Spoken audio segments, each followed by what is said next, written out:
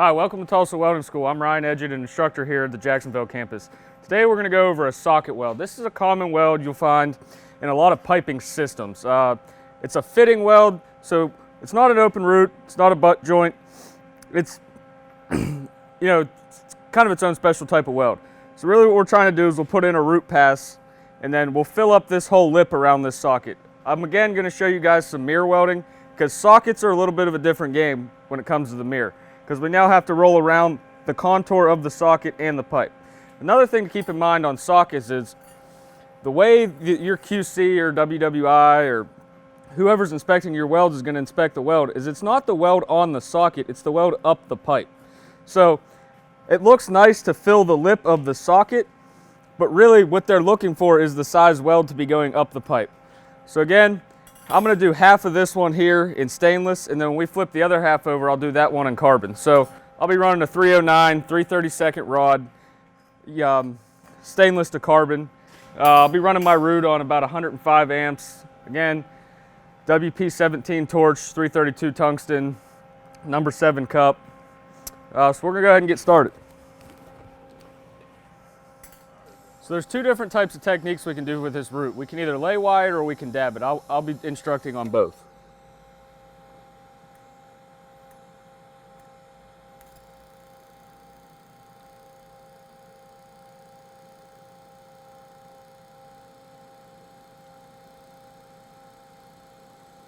So again, we're running stainless to carbon, so the wire is going to melt a little faster than the carbon and get hotter than the carbon will. Again, this is the lay wire technique.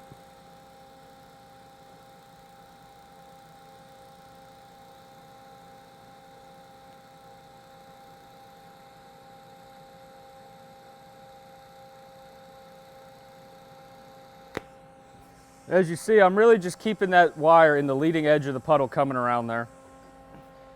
Very crucial on stainless that we start with a fresh end of a wire every time. We don't want to put this oxidized piece of wire back into our puddle. All we're doing is putting unnecessary trash in there. Another thing we got to watch for on stainless is that we're not overheating it.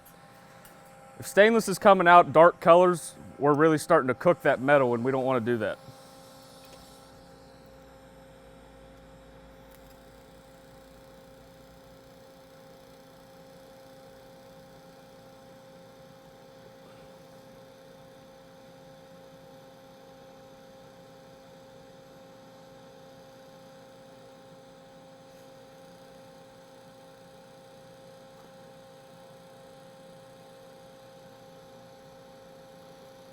So on these sockets, when we're running scratch start, we want to come into our stop, walk down off the socket and break away to avoid getting any fish eyes in our actual weld. So that's the lay wire technique. And as you can see, my root was coming out a pretty good, nice gold color. So now I'll turn my amps up to about 116. Anywhere from 110 to 120 is good for the dab technique. We just want a little bit more heat because now we're pulling the wire out and putting it back in. All right, so I got my wire clipped off, and again, we're gonna teach the dab technique this time. And all we're doing is we're just keeping that wire in the leading edge of the puddle, and just like everything else, I like to keep that wire up underneath that cup. That way the shielding gas is protecting that hot wire, and it's not oxidizing prematurely before I put it back in the puddle. So we get our puddle going. Now we start to add our wire, and again, we're just keeping that tungsten in between the socket and the pipe. Now the socket's a lot thicker than the pipe, so it's going to require more heat to get hot. And as you see as I'm going along here, the wire's starting to lay in there a lot better, and my travel speed will start to increase.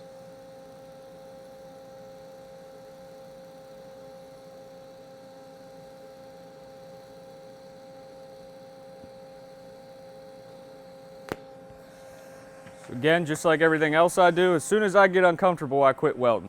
So that's our dab technique. It's going to come out with a bit of a prettier bead appearance than the lay wire. It's going to have kind of that stack of dimes look to it. So we'll go ahead and we'll finish into this tack with the dab as well.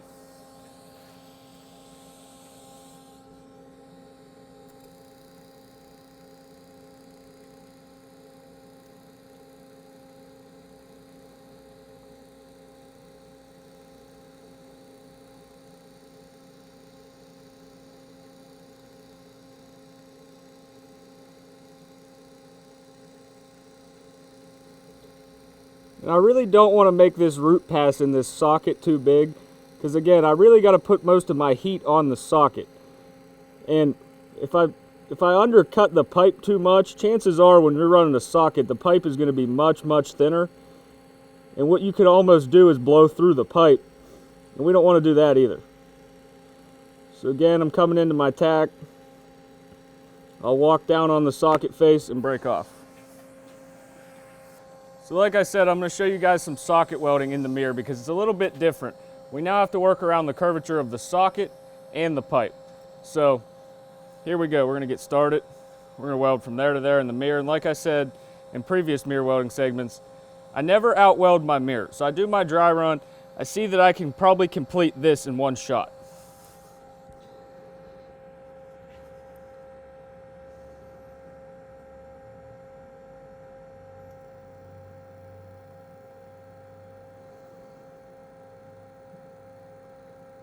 And again, we're just using the dab technique.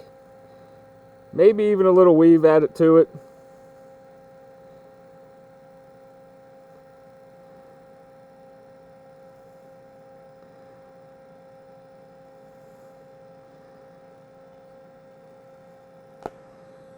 So again, we're practicing our mirror welding with a socket.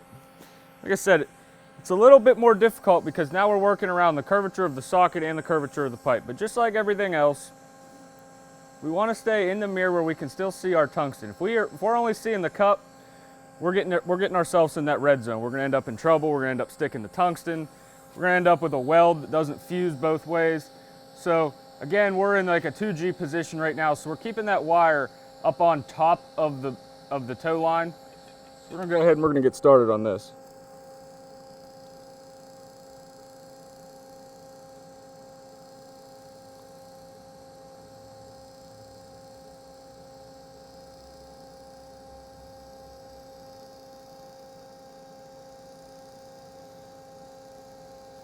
We're just using a little weave motion. So again, we get to where we can't see, we just go ahead, we break it off. Move our mirror around where we can see again. And really, when we're using the mirror, in some instances, I'll really go ahead and I'll max out my tungsten stick out. So really, no less than 1/4 of an inch. It's easier to see it in the mirror the farther it's sticking out around the cup, because the cup's obviously much larger than our tungsten. So again, we do our little dry run. We can get where we need to get in the mirror. We'll go ahead and fire back into it.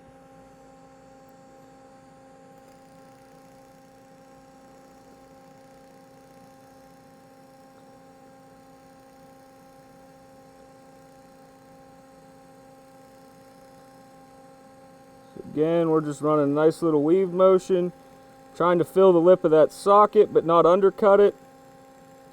Come up on the face of the pipe. Again, we're running stainless, so we're trying to move pretty swift. We don't want to overheat.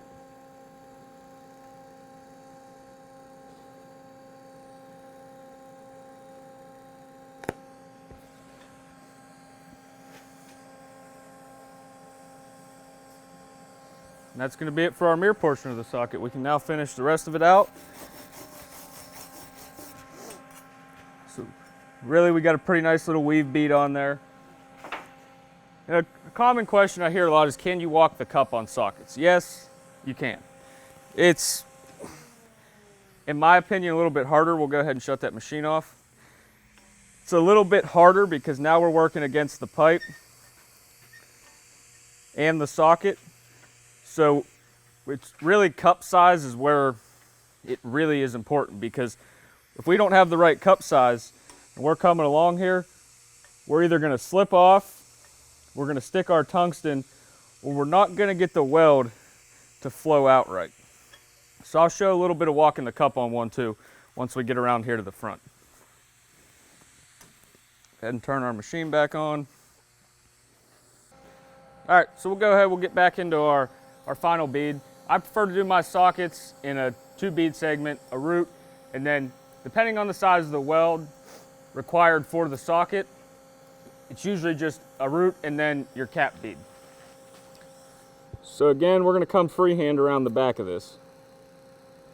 Get our puddle started. Now we're going to introduce our wire. Again, we're keeping our wire up on the top toe line. Just walking our puddle down to the edge of the socket. Just a real nice little weave motion, back and forth. Rolling our wrists around the curvature of the pipe and the socket.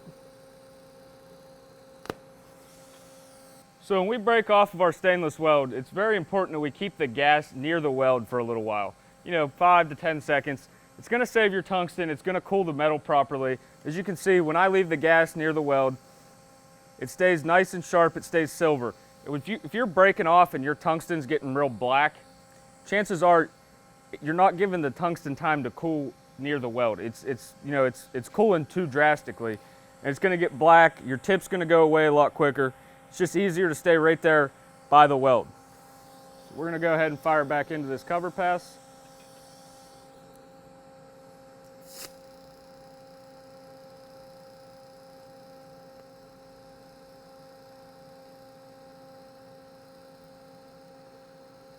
Again, just keeping that wire angled up there on the top of the pipe.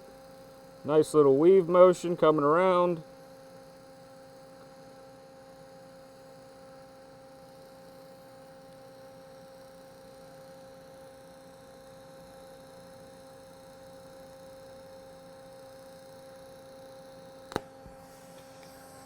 It's very important in our cover pass. What we're trying to avoid is any type of toenail or fisheye, any type of divot.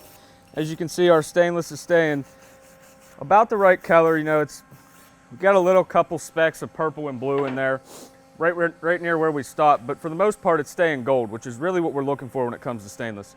So we're going to go ahead and we're going to start back around here. Like I said, I'll demonstrate walking the cup around the front.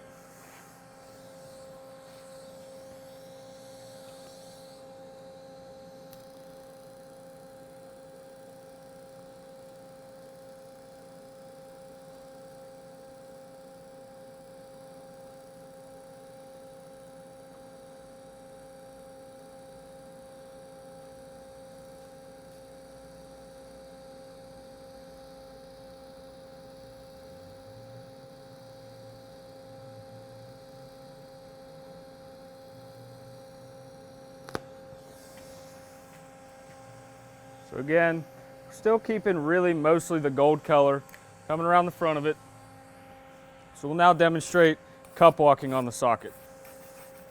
Like I said, when it comes to walking the cup on a socket, one of the most important things is our cup size. If we don't have the right cup size, we're going to slip off. We're either going to touch our tungsten, we're going to have a weld that doesn't fuse into both toe lines properly. So we'll go ahead, we'll cut our wire down.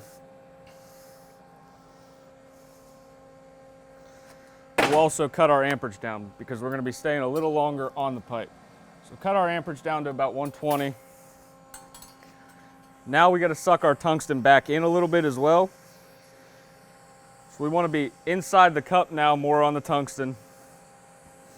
Again, with my flex head, especially on a socket, I like it a lot better than a fixed head torch.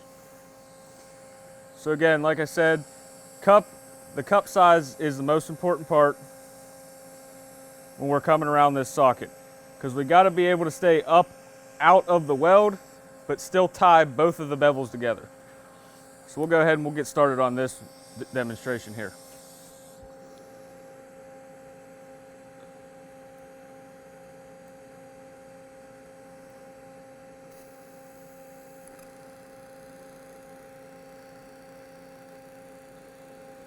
So again, we're still staying up on that top bevel.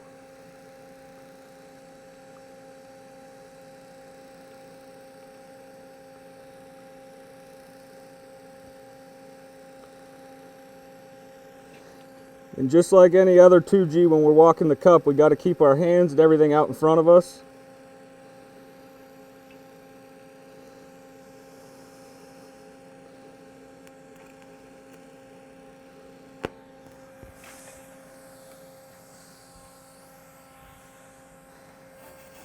So like I said, it is possible to walk the cup on a socket. It's just a little bit more trickier than running that freehand.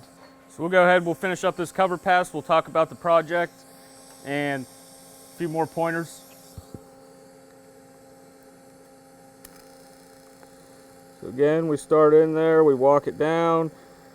All right, introduce the wire.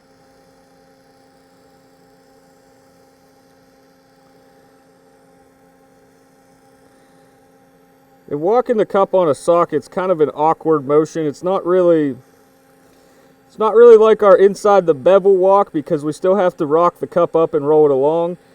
And it's not really like we're walking on the outside of a pipe where we're actually picking the cup up and rocking and rolling it.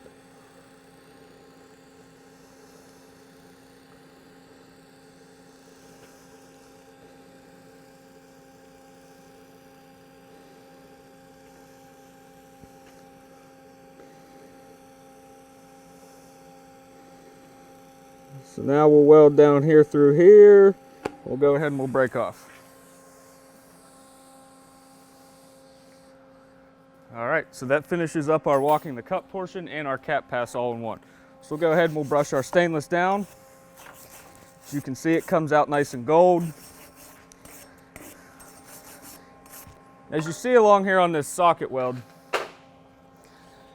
I'm tying up onto the pipe, but I'm also filling the lip of the socket, the face of the socket per se. My toe lines are nice and smooth. Everything's tied in well. That's really what we're looking for on this socket. Now this weld didn't have a size necessarily, because it's obviously there's no WPS or anything for this weld. We're just demonstrating how to weld a socket. So typically with the thickness of this pipe, we would actually probably have to come over and put another pass on it if we were doing this out in the field.